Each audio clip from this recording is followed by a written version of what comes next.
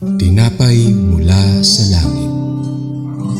A daily morning devotion with CRC family.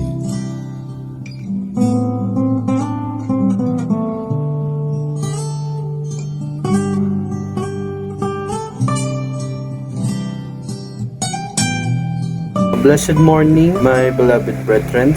Ako po si Pastor Bill Escala ng CRC Queens Row, Bacoor, Daughter Church. Samahan niyo po kami sa ating programang Tinapay Mula sa Langit, ang pang-araw-araw nating debosyon sa salita ng Diyos. Ngayon ay ating pagbubulay-bulayan ang passage mula sa Book of Judges, chapter 10, verse 6. Ngunit bago po tayo magpatuloy, tayo'y dumako sa maikling panalangin. Diyos Ama naming nasa langit, maraming salamat po sa mga biyaya, lakas at wisdom na ibinibigay mo sa amin. We ask for a clean heart and forgive us on our sins. Patnubayan mo po kami sa aming mga gawain at may sa pamuhay po namin ng inyong mga salita sa aming mga buhay. Nihiling din po namin na patnubayan kami ng banal na spirito upang maunawaan namin ang mensahe na ibibigay mo sa amin ngayong umaga. Amen.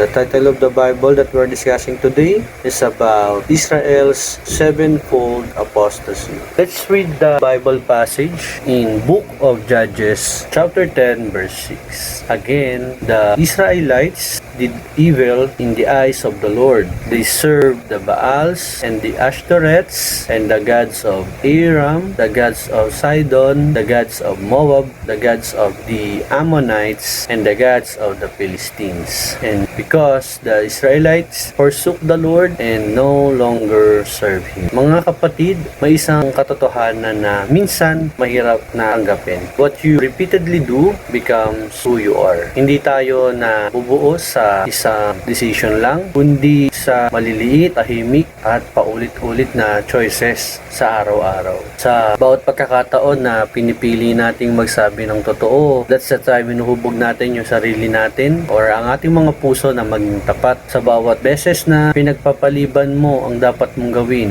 unti-unti mong sinasanay yung puso mo na maging undisciplined. At sa bawat sandali naman na pinipili mong lumapit sa Diyos, kahit pagod ka or busy, lalong lumalalim ang relasyon mo kay Lord. Pero may isa pang realidad na kailangan nating harapin. Ito yung word na apostasy. Hindi lang ito simpleng pagkukulang, hindi lang ito yung mga salitang napagod lang ako or busy lang ako. Ito yung dahan-dahang paglayo hanggang sa maging tuluyang pagtalikod sa ating Diyos. Hindi ito biglaan, nagsisimula ito sa isang maliit na bagay. Minsan pa nga sa isang compromise na umubulong sa atin. Okay lang naman siguro, isang araw na nakalimutan mo mag-pray or mag-devotion hanggang sa unti-unti nang nawawala yung mga bagay na nakakapag-connecta sa Kanya. O yung mga bagay or mga lifestyle na dapat nawawala na siya sa routine mo bilang isang Christian. Or minsan yung mga desisyon na inuuna natin yung sarili natin is sa ating Diyos. Minsan hindi na natin napapansin, nagiging pattern na pala, nagiging lifestyle na. At isang araw magigising ka na lang na hindi mo na hinahanap si Lord. Hindi dahil sa galit ka sa Diyos, kundi dahil nasanay ka na hindi mo na ina-acknowledge siya sa buhay. Masakit isipin pero minsan totoo. Minsan hindi natin siya tahasang tinatanggihan pero pinapalitan natin siya sa mga makamundong bagay. Kung saan umiikot ang oras mo, kung saan napupunta ang puso mo, o anong mga bagay na hindi mo kayang bitawan, yun yung mga nagiging Diyos mo. At ang pinakamapanganib dito, yung pakaramdam na parang normal lang or yung parang okay lang. Wala kang nararamdamang conviction, walang guilt, tahimik yung conscience mo. Pero ang totoo, malayo ka. You have distance sa presence ng Lord.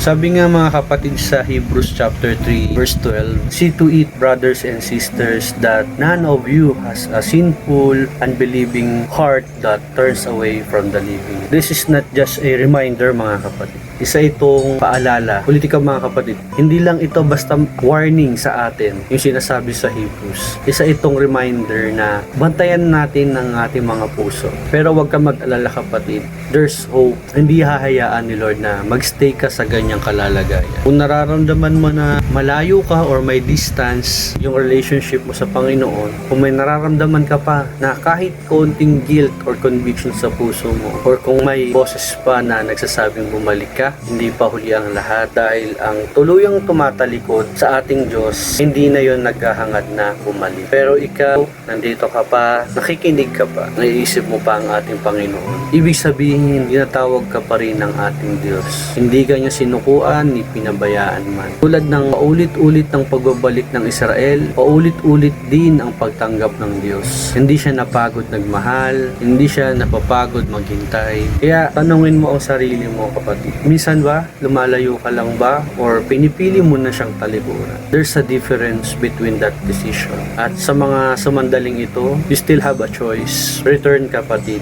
before distance becomes departure. Hindi mo kailangan maging perfecto, hindi mo kailangan ayusin muna ang sarili mo, kailangan mo lang maging handang bumalik. Magsimula ka, kapatid, sa isang hakbang lang. Ngayon din, choose God again today. Let's pray. Our Almighty Father in heaven, thank you so much for the uplifting message you have given us this morning at naway tumingin mo ito sa aming mga puso't isipan at higit sa lahat ay ito ay aming mai-apply sa aming mga buhay. Lord God, forgive us when our hearts drift away from you. Tulungan mo kami makita ang mga bagay na pumapalit sa iyo sa buhay namin. Linisin mo ang puso namin at ibalik ang tamang devotion sa iyo. Teach us to choose you every day and to stay faithful even in small things. Sabi nga po doon sa kanta, make me more like Jesus. Holy Spirit, make me more like Jesus. Kaya lamang po ang panalangin. In Jesus' name we pray. Amen. Maraming salamat po sa inyong pakikibahagi sa ating programa. Lagi po nating paninilay-nilayan ang salita ng Diyos mula sa puso dahil sa lubos ang magiging kaunawaan natin dito. Muli po ninyo kami samahan bukas sa pagninilay kanyang mga salita dito sa programang Tinapay Mula sa Langit. Malaya po ninyong i-share ang video na ito upang kayo rin ay maging pagkapala sa iba. Pagpalain po tayong lahat ng ating Panginoon. Magandang umaga.